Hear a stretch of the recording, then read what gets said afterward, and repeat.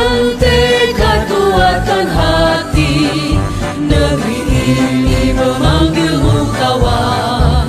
Belajar, bergerak, berbagi untuk negeri. Guru penggerak, majukan pendidikan. Guru penggerak menghamba pada murid. Kreatif, rancang pembelajaran.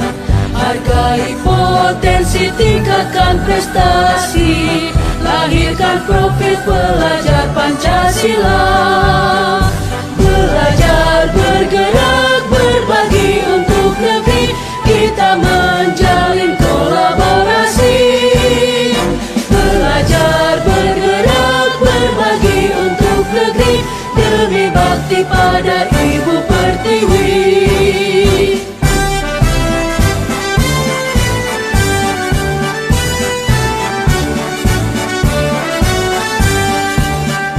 Bulatkan tekad, kuatkan hati. Negeri ini memanggilmu kawan. Belajar, bergerak, berbagi untuk negeri. Guru penggerak, majukan pendidikan. Guru penggerak menghamba pada murid. Kreatif, rancang pembelajaran. Hargai potensi, tingkatkan prestasi. Lahirkan profil pelajar Pancasila. Belajar, bergerak, berbagi untuk negeri. Kita menjalin kolaborasi. Belajar, bergerak, berbagi untuk negeri. Demi bakti pada Ibu Pertiwi. Belajar, bergerak, berbagi untuk negeri. Alhamdulillah, alhamdulillah, nahmaduhu wa nasta'inuhu wa nastaghfiruh wa na'udzu bihi min shururi anfusina wa min sayyiati a'malina. May yahdihillahu fala mudilla lahu wa may yudlilhu fala hadiya lahu. Wassalatu wassalamu ala man tabi'a huda ma ba'du. Yang saya hormati Bapak Kepala Sekolah dan Ibu Dewan Guru SD 1 Demak. Baiklah, pertama-tama mari kita panjatkan puji dan syukur kita kepada Allah Subhanahu wa Ta'ala karena pada hari ini kita bisa berkumpul di sini dalam keadaan sehat walafiat. Salat dan salam semoga tetap tercurah limpahkan kepada junjungan kita, yakni Nabi besar Muhammad Sallallahu Alaihi Wasallam. Bapak Ibu yang saya hormati, perkenankan saya untuk memandu acara. Yang pertama yaitu pembukaan, yang kedua pemaparan, yang ketiga tanya jawab, dan yang terakhir penutup. Baiklah, untuk mempersingkat waktu, marilah kita buka acara ini dengan bersama-sama membaca basmalah. Bismillahirrahmanirrahim. Acara yang selanjutnya adalah pemaparan kepada yang terhormat Bapak Mupradi, waktunya dipersilakan. Warahmatullahi wabarakatuh. Waalaikumsalam warahmatullahi wabarakatuh. Alhamdulillahirabbil alamin wassalatu wassalamu ala asrofil anbiya'i wal mursalin wa ala alihi wa sahbihi ajmain. Amma ba'du. Yang saya hormati teman-teman Dewan Guru yang alhamdulillah pada siang ini walaupun dalam kondisi yang tidak memungkinkan, tetapi kita bisa menghadiri. Ini bukti bahwa kita ini adalah mau bekerja sama. Baik Bapak dan Ibu yang saya banggakan, izinkan kesempatan pada kali ini saya ingin mencoba berbagi ilmu. Tetapi bukan berarti saya menggurui, ya Bu. Saya ingin sharing dan saya yakin, percaya betul bahwa Bapak dan Ibu itu sudah lebih mengerti dan paham daripada saya, karena termasuk di depan kita ini ada senior. Tapi karena kebetulan ada tugas ya dari calon guru penggerak, jadi saya masih calon guru penggerak, jadi bukan guru penggerak. Nah, di dalam program guru penggerak di sana kita ada 3 modul, modul 1, 2, dan 3. Kita baru sampai dengan menyelesaikan modul yang 1. Di dalam modul 1 itu sampai ada anaknya 1.1, titik 2, titik 3 sampai dengan titik 4. Alhamdulillah 1 modul itu sudah dilampaui, di mana yang terakhir kita dalam 1 modul harus mengadakan aksi nyata. Dalam aksi nyata ini adalah kita harus menyampaikan, yaitu adalah penyebaran dan pengalaman ya penerapan budaya positif di sekolah. Tentunya kita harus sama-sama kita nanti berdiskusi ya. Saya ingin mencoba menyampaikan daripada bagaimana penyebaran dan pengalaman positif. Izinkan perkenalkan di situ bahwa nama saya dan fasilitator itu kebetulan orang hebat, yaitu pengawas dari Tangerang yang selalu membimbing kami setiap siang dan malam. Ya, ketika ada kesalahan saya langsung diber. Seperti kemarin juga pas saya telat ya langsung diber. Baik banget. Jadi alhamdulillah.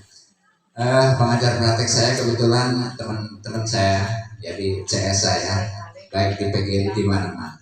Itu yang selalu bersama-sama. Baik, yang selanjutnya pada kesempatan ini saya ingin mencoba menyampaikan bahwa di dalam program ini adalah kita akan mencoba konsep utama modul budaya positif. Jadi saya akan menyampaikan budaya positif itu ada berapa? Bahwa dalam budaya positif yang kami pelajari bahwa ada 3 poin yang akan kita bahas pada kesempatan kali ini. Yang pertama adalah perubahan paradigma belajar. Ya, belajar yang seperti apa yang sekarang. Yang kedua, disiplin positif, dan yang ketiga adalah kebutuhan dasar manusia. Ini adalah konsep utama dalam modul budaya positif. Nah, konsep utama model budaya positif yang tadi sudah saya sampaikan yaitu 3. Nah, di dalam disiplin positif ternyata masih ada pengembangan yang lain, yaitu adalah positif perilaku manusia, positif kontrol restitusi, ya, positif keyakinan kelas, dan segitiga restitusi. Nah, itu akan kita bahas persatu nanti seperti apa positif perilaku manusia dan sebagainya. Nah, selanjutnya adalah apa sih pembelajaran paradigma baru?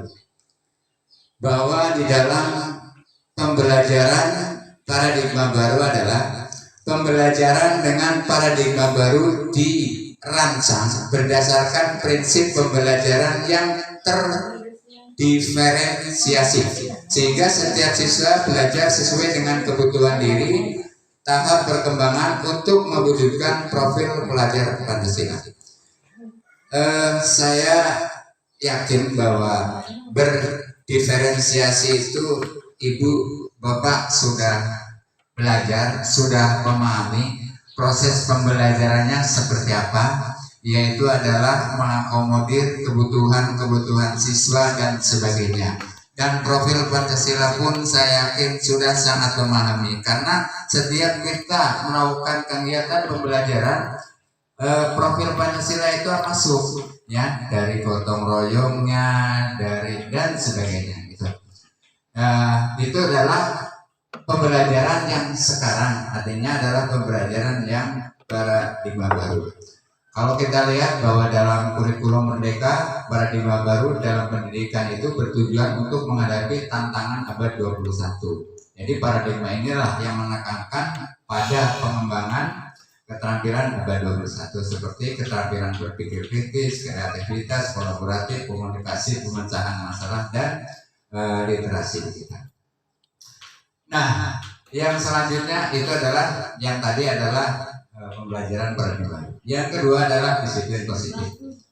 Seperti apa disiplin positif? Dalam budaya kita, makna kata disiplin bisa dimaknai menjadi sesuatu yang dilakukan seseorang pada orang lain untuk mendapatkan kepatuhan. kita cenderung menghubungkan kata disiplin dengan ketidaknyamanan. Itu pengertiannya. Nah, selain daripada itu, ya, ada turunannya lagi bahwa disiplin adalah sebagai pendidik. Ya.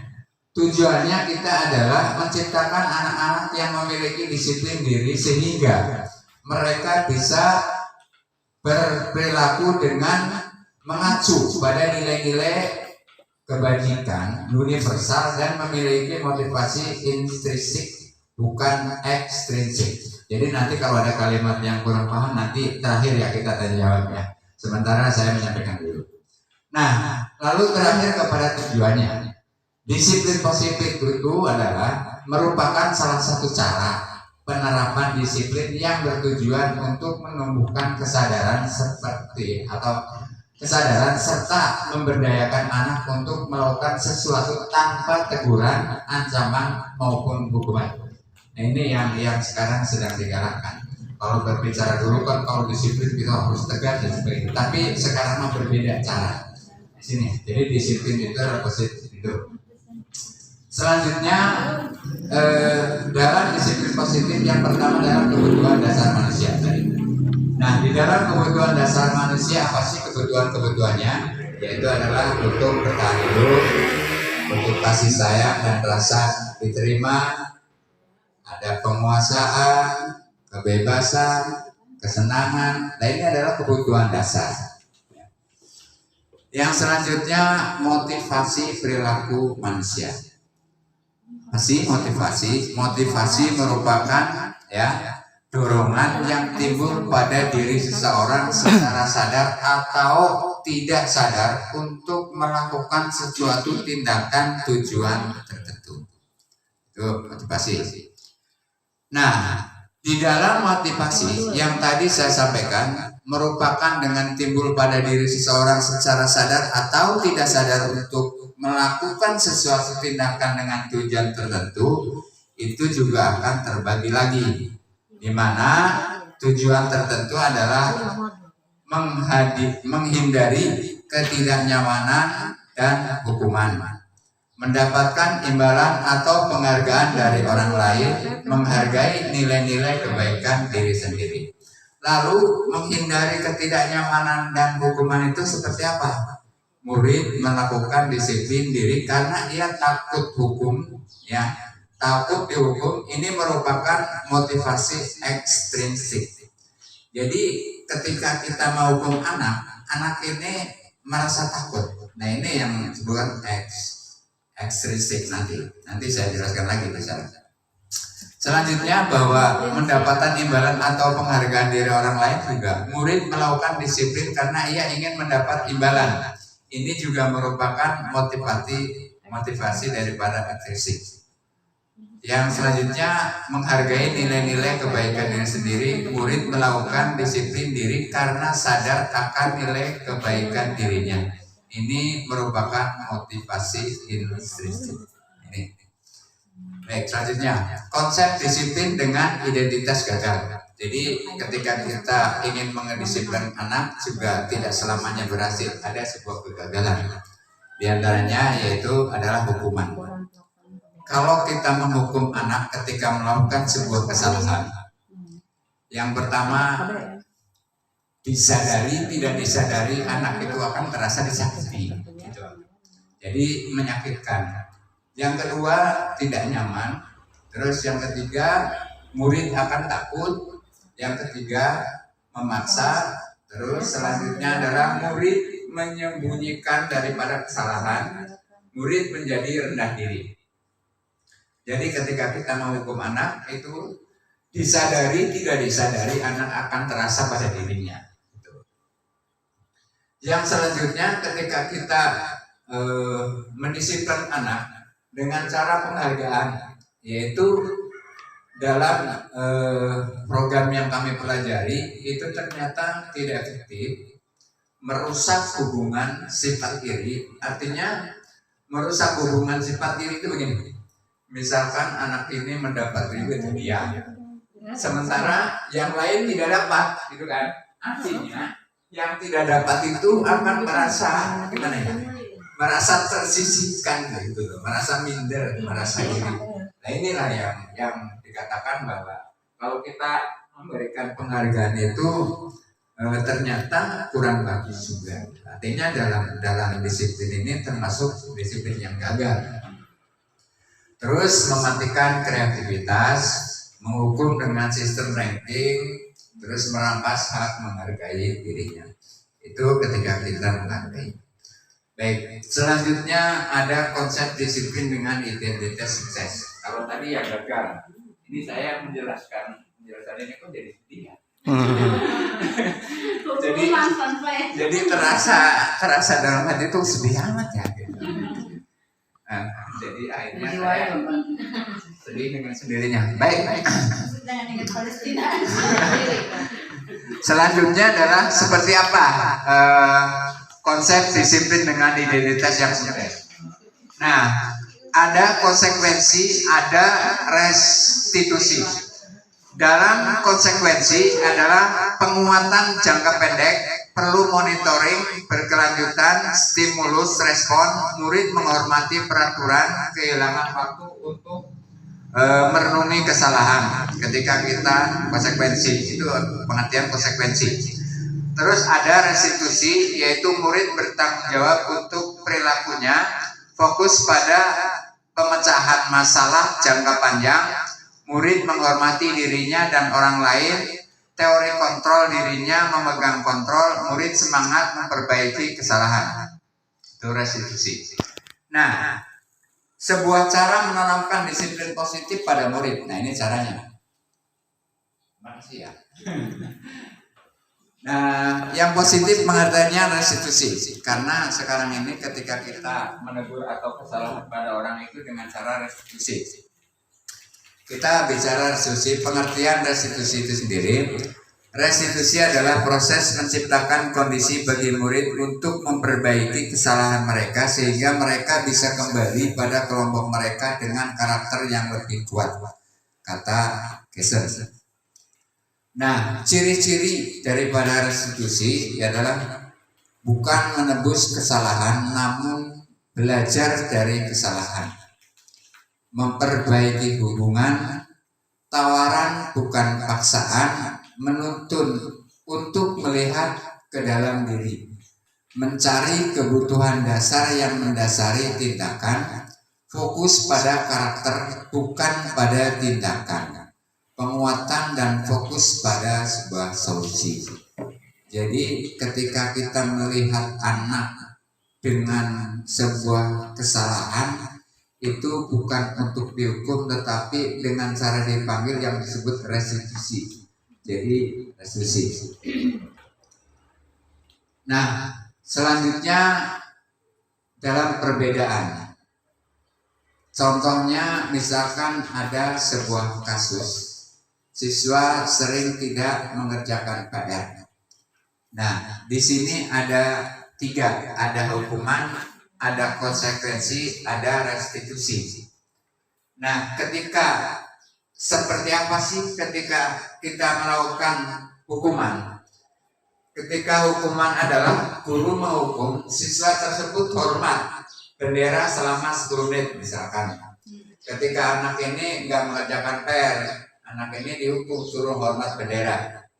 Guru ya marah dan murid menjadi takut. Itulah yang disebut hukuman. Terus ada konsekuensi, yaitu guru memberikan konsekuensi untuk menggerakkan PR-nya saat istirahat atau dikerjakan sebanyak 3 kali. Karena dia nggak mengerjakan sehingga anak itu karena kamu nggak mengerjakan, kamu kerjakan sampai 3 kali. Nah itu yang disebut konsekuensi. Guru ya tegas dan siswa menghormati peraturan. Tetap anak akan mengikuti. Nah, yang selanjutnya bagaimana dengan cara restitusi? Yaitu adalah guru menanyakan keyakinan kelas atau dirinya dan membantu siswa menyelesaikan masalahnya.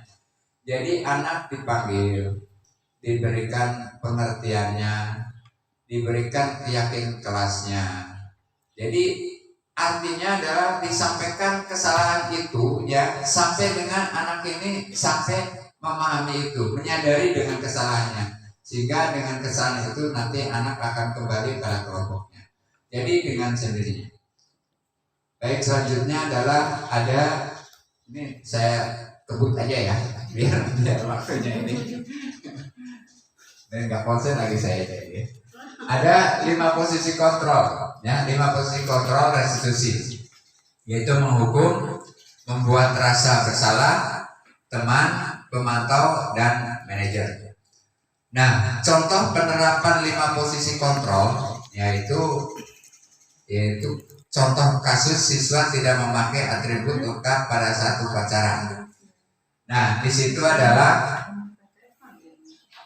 anak ini ada hukuman, ya, ada teman, ada membuat merasa bersalah, ada pemantau, ada manajer. Nah, di situ ketika dalam hukuman, patuhi aturan sekolah, lalu berdiri di depan barisan. Teman itu kamu sudah melanggar apa peraturan dan konsekuensinya. Membuat merasa bersalah adalah berapa kali bu guru harus memberi tahu kamu, bu guru kecewa sama kamu. Terus pemantau adalah kamu sudah melanggar apa peraturan dan konsekuensinya. Sedangkan manajer, apakah kamu tahu kesalahanmu, bagaimana kamu akan memperbaiki kesalahan ini. Itu ada contoh, yaitu penerapan 5 posisi kontrol.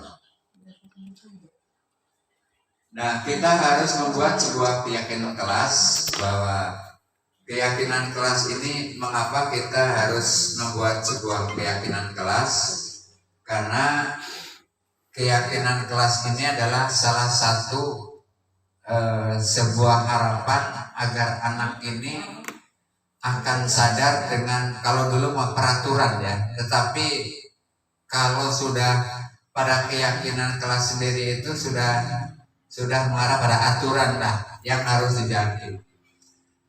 Ambilkan sebuah contoh mengapa kita memiliki peraturan dan tantangan menggunakan helm pada saat mengendarai kendaraan roda 2. Kalau kita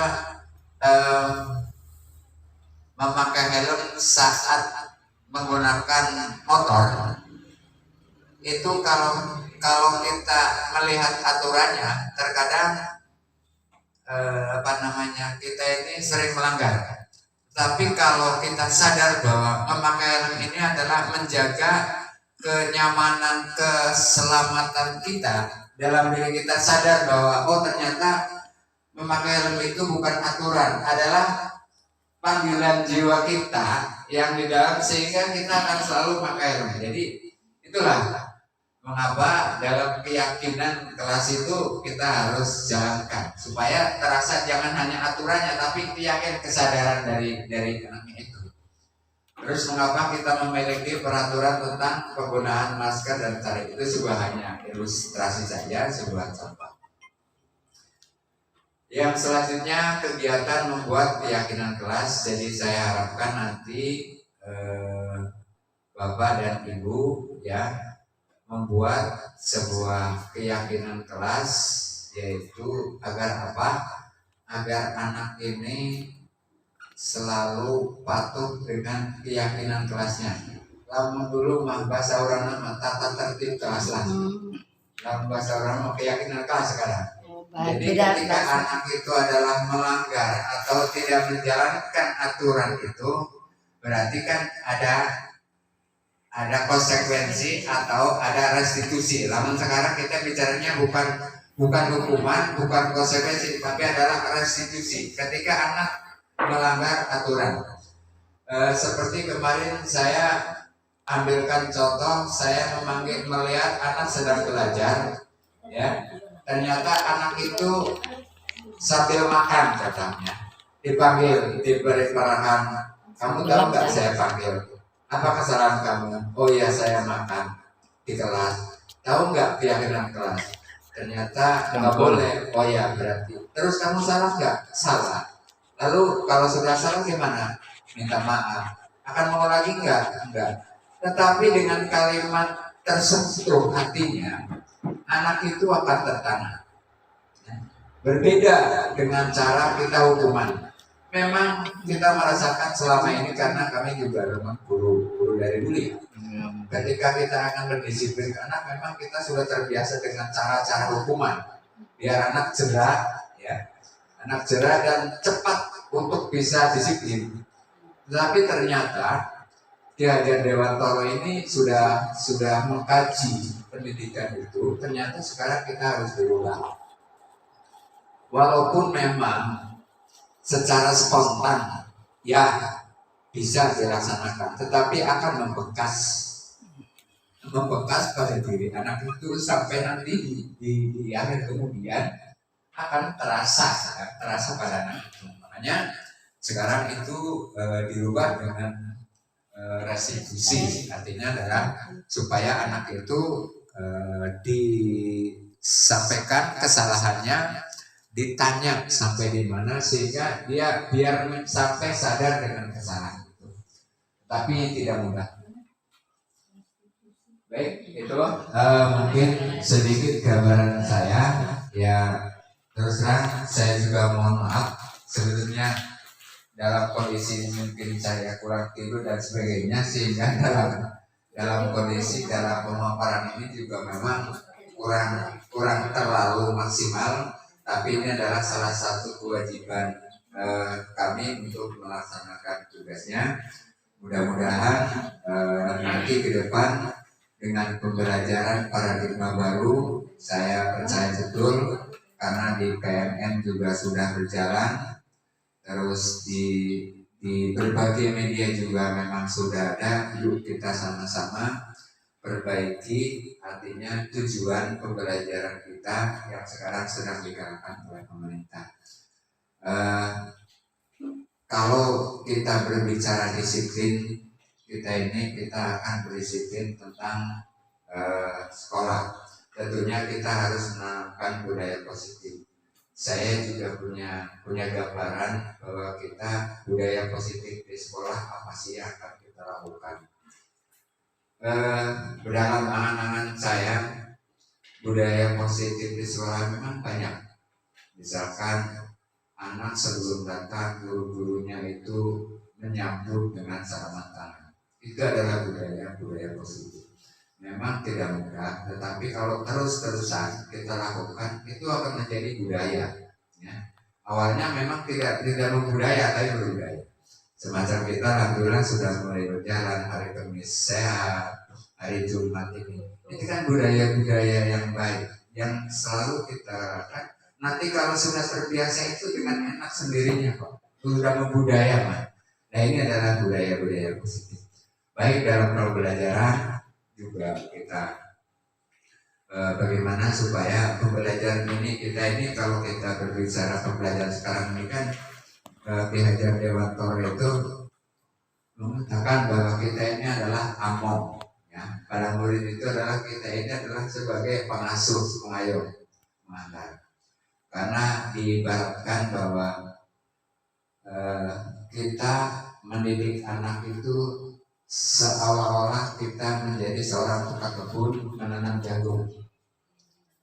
Ketika kita menanam jagung dalam satu kotak, ditanamnya sama, bijinya sama, tetapi tubuhnya dia akan ada yang tinggi, ada yang rendah, ada yang kadang-kadang nggak jadi, rendah sekali. Itu menggambarkan bahwa anak kita juga memang seperti itu. Ketika kita menghadapi anak itu memang ada yang pintar, ada yang sedikit lambat, ada yang kurang lambat. Nah disitulah kita ini memang harus memahami anak ini. Ketika kita sudah pahami anak, oh ya ternyata ini nggak bisa disamakan dengan ini. Nah bagaimana dengan anak yang nalarnya tinggi, yang rendah, yang sedang? Nah itulah di situ fungsinya guru untuk bisa mendeteksi anak agar supaya sama tidak iri. Apakah yang baik itu harus diberikan materi yang lebih tinggi? Enggak, sama materinya, cuma caranya aja supaya kita sampaikan.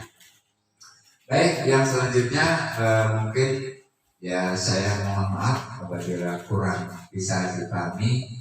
Pada intinya adalah materi yang kita agar tanamkan pada budaya positif yang ada di sekolah kita. Kita buat sebuah keyakinan keras supaya tujuan kita ini adalah tercapai.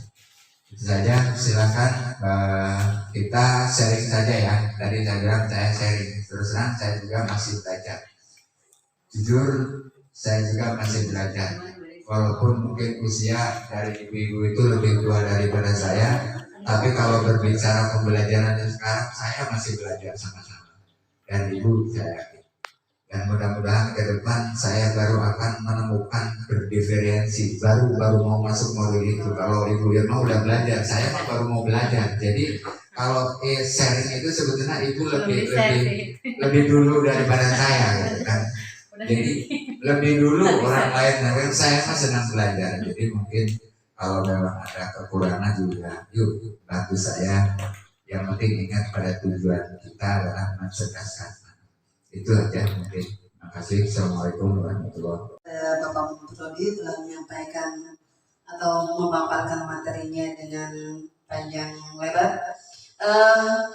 Kita sampai kepada sesi tanya jawab. Ya Pak? Ya. Untuk yang mau menjawab sesi 1, silakan untuk 2 penanya. Yang 1 penanya mangga. Oh iya, Bu Bakriah Pak, mangga. Kalau saya nggak bisa jawab, dibantu jawab ya. Oh iya, ya dulu.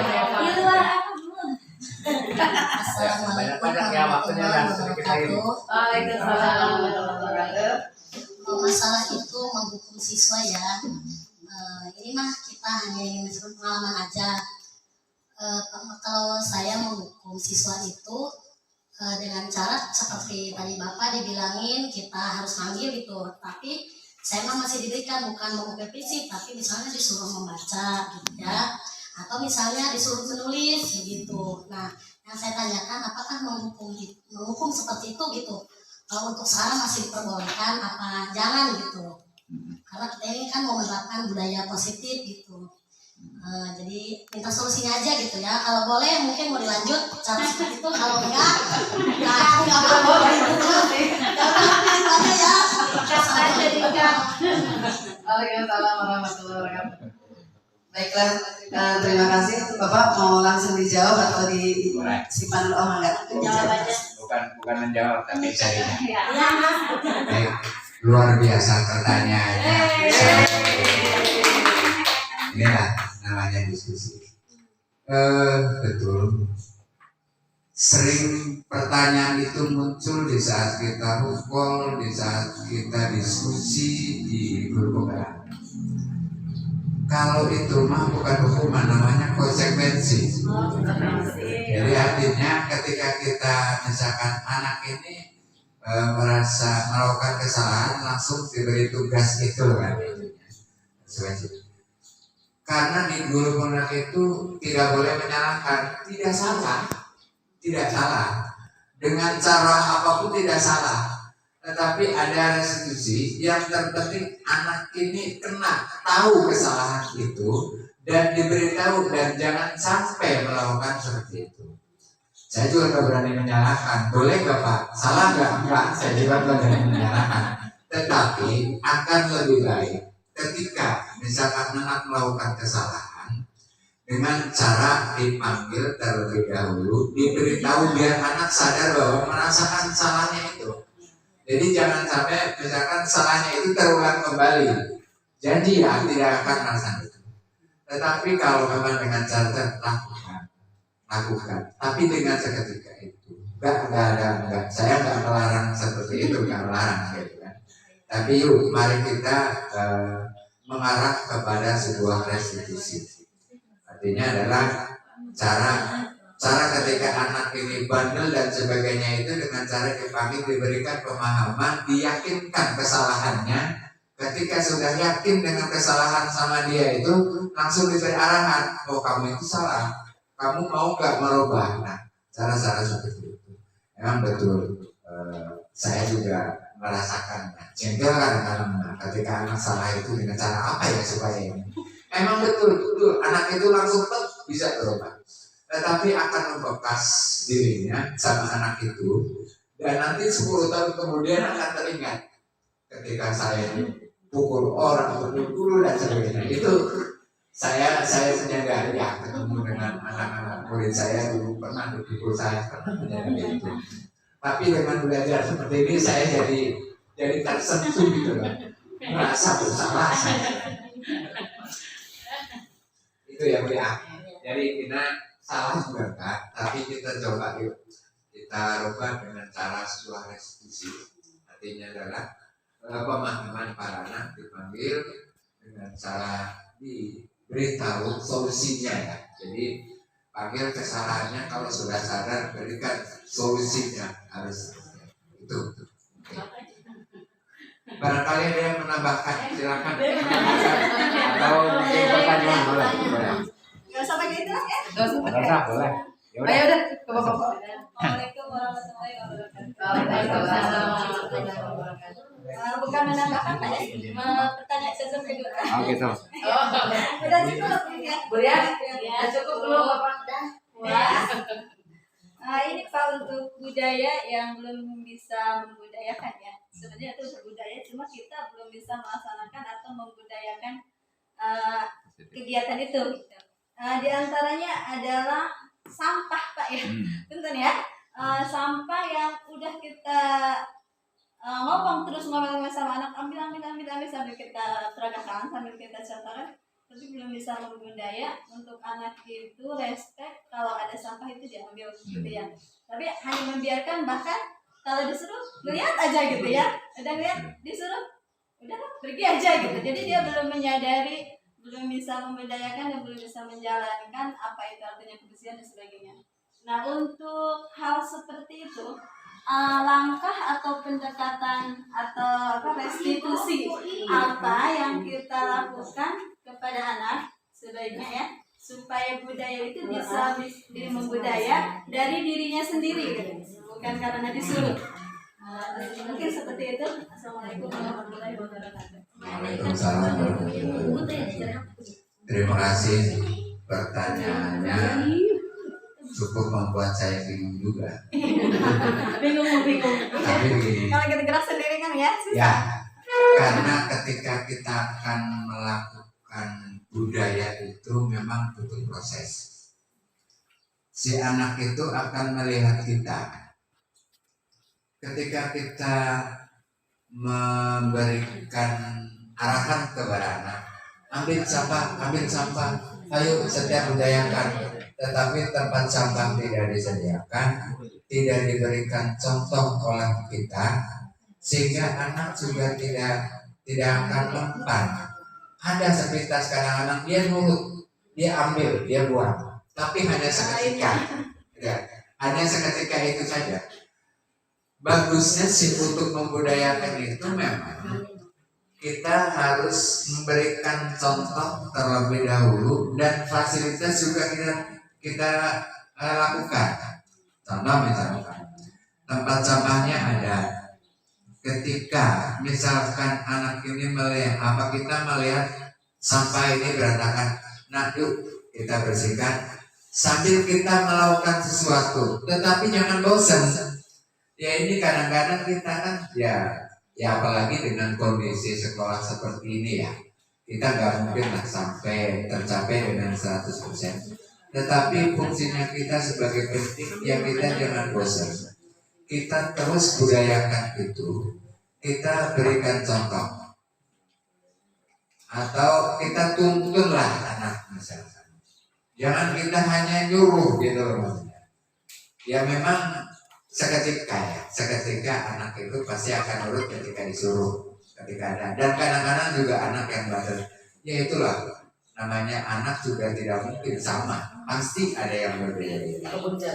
Tapi menurut saya, ya pendapat saya, kalau memang ingin membudaya, satu, jangan bosan, terus mengajak kepada anak, bimbing anak, arahkan anak jadikan teman, ya, anak jadikan teman, sambil kita rayu, yuk nih ambil sampah. Tahu nggak kenapa bapak suruh ambil sampah?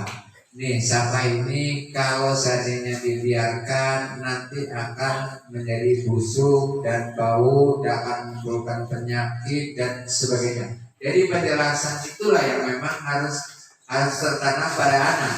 Jadi bukan hanya ngambil sampahnya, tetapi sampahnya dampaknya apa buat kita. Nah ini yang memang harus kita berikan pemahaman itu. Jadi ininya jawaban dari saya. Kalau nggak pas juga mohon maaf. Biasakan aja, jangan bosan dan berikan contoh dan pemahaman tentang kebersihannya. Dan buatkan aturannya atau yang disebut keyakinan kelasnya. Keyakinan kelasnya itu yang dibuat. Sehingga kita tinggal kembalikan kepada keyakinan kelas. Oh, kamu itu tadi ada sampah, kenapa mengambil? Tahu nggak kamu keyakinan kelasnya? Tahu, kamu ini nggak? Jadi sampai dengan anak itu tahu dengan kesalahannya gitu. Sehingga ketika sudah tahu kesalahannya, berikan masukan supaya apa? Supaya emang tidak mudah untuk merubah itu tidak mudah. Ya, itulah mungkin dari saya. Kalau tidak pas juga mohon maaf. Tapi intinya yuk jangan bosan. Kita budayakan hal yang baik. Kalau bosan ya sudah, kita selesai dari situ. Itu ya. So, barangkali ada yang bisa menambahkan jawaban dari saya. Maaf. Namanya. Ini waktunya banyak apa? 15 menit lagi Pak. Kalau sudah cukup ya sudah selesai. Karena durasi bisa saya atur. Durasi bisa saya. Memang saya juga minta waktu sampai 11:30 karena ini sudah 11:30. Saya pikir cukup ya. Kami mohon maaf apabila ada kekurangan, kesalahan dan waktu daripada Bapak Guru tersita. Ini semata-mata diskusi dari kami. Itu saja mungkin dari saya. Saya kembalikan ke pembawa acara.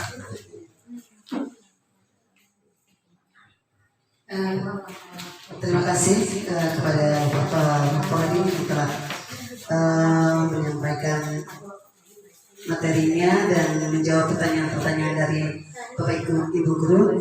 Baiklah Bapak Ibu semuanya, berhubung waktu sudah menunjukkan pukul 12, acara dengan acara telah kita lalui bersama. Saya selaku pembawa acara dari awal dan akhir mohon maaf. Baiklah kita tutup acara ini dengan bersama-sama membaca hamdalah alhamdulillahirabbil alamin.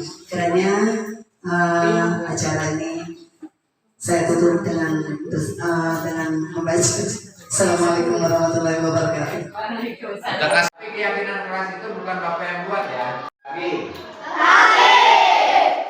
coba kalau gerakan pagi biasanya gimana? Luar biasa. Oke, coba. Selamat pagi.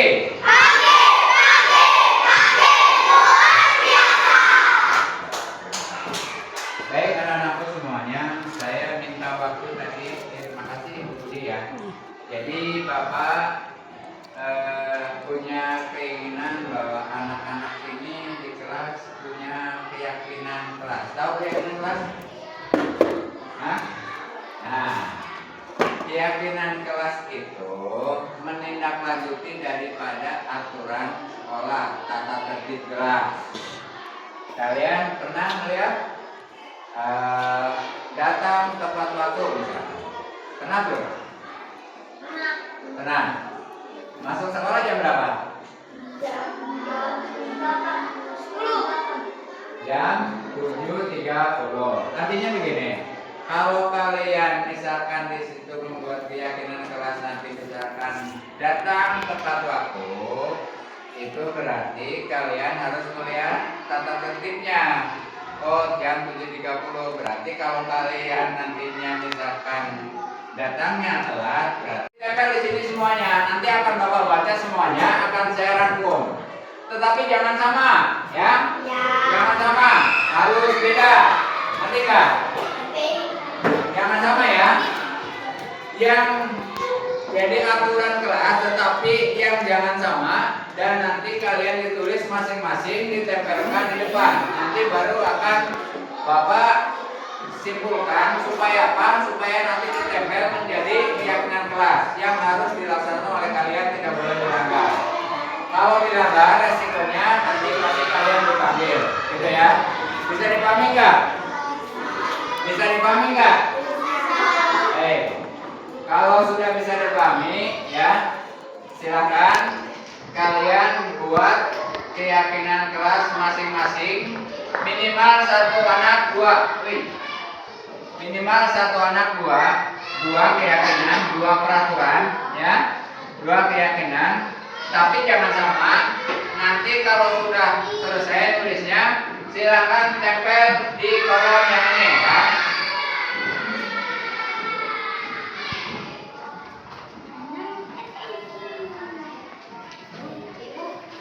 Nah, silakan Bapak sediakan kotak ini nanti untuk menempelkan hasil keyakinan yang kalian buat. Nanti tempel di sini ya semuanya.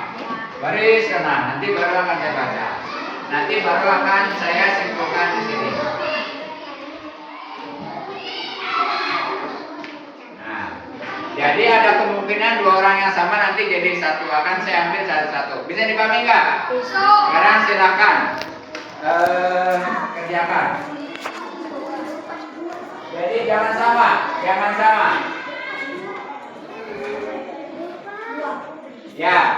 dua jangan sama ya. Ya, disobek nanti ditempelkan. Disobeknya ketika mau nempel aja. Nanti mau nempelkan di sini. Ya, kalau sudah dua silakan boleh ditempel di ke depan sini. Ayo Rafa. Ya, silakan tempelkan di sini. Nah.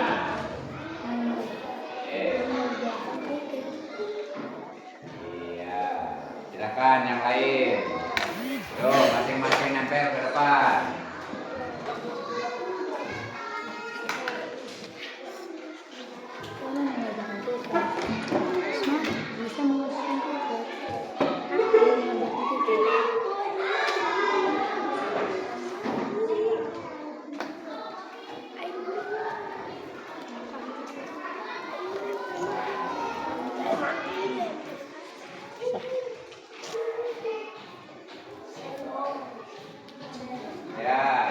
Nunggu yang lain, yuk silakan.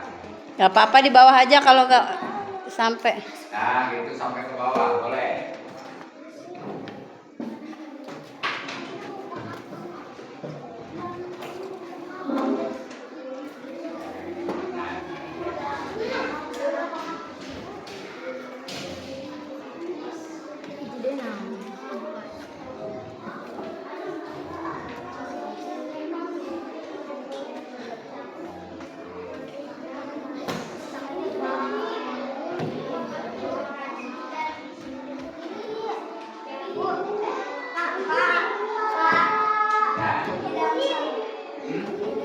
Salah mau ganti boleh nih teman, kalian nggak boleh ngomong kasar ya. Terus memakai seragam sesuai setiap harinya. Kalau hari Senin pakai apa? Kalau Selasa olahraga. Terus Rabu Kamis Jumat jadi libur ya, kegiatan pramuka. Nah, ini setiap hari kalian pakai seragam yang sesuai dengan tata tertibnya. Terus tidak boleh ngobrol saat belajar. Nah, ini jangan salahkan kalau guru memanggil kalian ketika sedang belajar kalian ngobrol. Berarti kalian menyalahi aturan yang kamu buat sendiri ya. Berarti di kelas tidak boleh ngobrol. Terus mengerjakan tugas tepat waktu. Nah, ini kalau guru memberikan tugas, berarti kalian harus tepat waktu. Kalau dikasih PR ya, berarti harus dikerjakan. Tugas dikerjakan. Kalau tidak dikerjakan ke tepat waktu, berarti kalian melanggar keyakinan kamu sendiri ya. Terus sepatu harap dibuka. Ini ya. Berarti kalau kalian masuk ke kelas, sepatu dibuka. Kalau dipakai berarti kalian tidak mematuhi ya, tidak mematuhi aturan yang kalian buat. Terus melaksanakan piket kelas, berarti jadwal piket harus melaksanakan. Kalau yang nggak melaksanakan berarti melanggar. Terus jangan menangis di kelas. Nah, ini kalian ini nggak boleh, berarti kalian nggak boleh berantem, ya, nggak boleh bertengkar sama teman sendiri, ya. Kalau bertengkar nantinya jadi menangis, makanya nggak boleh nangis, ya. Baik anak-anakku, terima kasih. Ini nanti akan Bapak simpulkan, akan Bapak ketik, akan Bapak pasang, ya, di mading, ya. Nanti akan dilaksanakan oleh kalian semuanya. Berarti kalau kalian nggak melaksanakan yang kalian buat, berarti kalian tidak patuh dengan diri sendiri, ya. Jadi harus dirapi, karena ini adalah aturan yang dibuat oleh kalian, keyakinan yang dibuat kalian. Berarti kalian yang melaksanakan. Kalau nggak melaksanakan, berarti kalian melanggar pada diri sendiri, ya. Bisa dipahami, ya? Oke, baik, terima kasih, ya. Mungkin itu saja dari Bapak. Terima kasih atas kerjasamanya membuat keyakinan kelas kita, ya. Semoga kita bisa menjalankan sesuai dengan keyakinan yang kita buat, ya. Terima kasih. Assalamualaikum warahmatullahi wabarakatuh.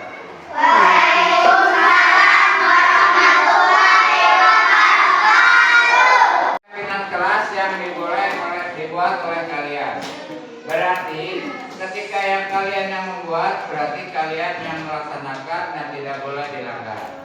Bapak akan simpulkan semuanya, akan dibaca, akan saya simpulkan di sini, ya. Yang pertama yaitu hadir tepat waktu.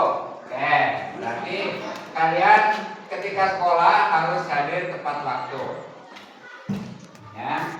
Jam berapa hadir tepat waktu? Nah, bagaimana kalau hadir jam 8? Berarti kalian melanggar keyakinan. Nah, yang kedua, tidak boleh main bola di kelas. Nah, ini tidak boleh main bola di kelas. Tidak boleh main bola di kelas. Berarti kalau kalian main bola di kelas, nanti berarti kalian melanggar, ya, keyakinan kelas yang dibuat oleh kalian semuanya, ya. Berarti nggak boleh tuh. Terus menghormati guru, memperhatikan guru bila guru menjelaskan. Artinya adalah memperhatikan guru ketika sedang belajar, ya. Saya simpulkan. Memperhatikan guru ketika sedang belajar. Bisa dimengerti ini? Artinya kalau misalkan guru ini sedang menjelaskan, ternyata kalian terus memperhatikan, mau makan, mau ngobrol sendiri, itu berarti melanggar keyakinan yang kalian buat, ya. Terus buanglah sampah pada tempatnya. Buanglah sampah pada tempatnya. Ya. Ada lagi, menjaga kebersihan kelas.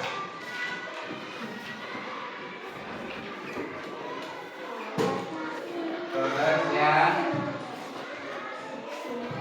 kelas. Ada lagi, bicara dengan sopan. Bicara dengan sopan. Dengan sopan.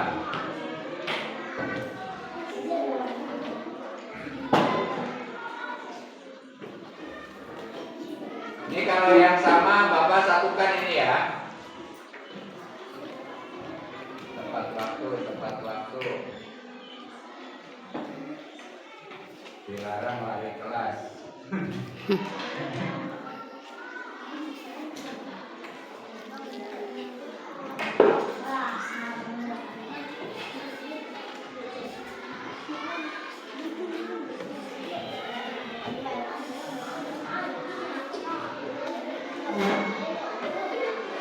Memakai seragam sesuai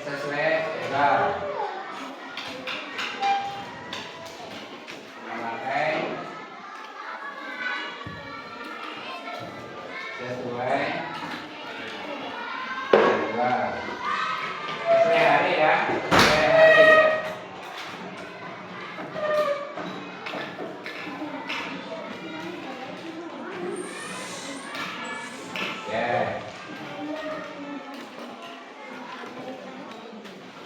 Datang tepat waktu, bersepatu setiap hari, menjaga kebersihan, sepatu harap dibuka, menjaga sopan santun terhadap guru, tidak boleh ngobrol waktu belajar,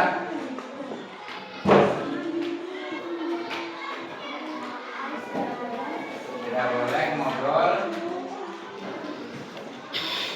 saat belajar. Sudah ada belum di atas? Belum. Terus lagi.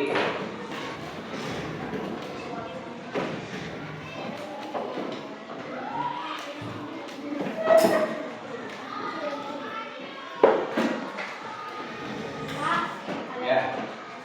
Coba Bapak minta 2 anak ke depan. Yang laki-laki 1 di sini, perempuan 1 di sini. Bapak minta pengen dibacakan di depan. Ayo kamu bacakan. Ya, 1. Coba baca dari ujung itu, ya. Oh, ya, so baca. Yang keras bacanya. Hadir tepat waktu, tidak boleh main bola di kelas, Ya. menghormati guru, memperhatikan guru bila menjelaskan di depan, buang bersama pada tempatnya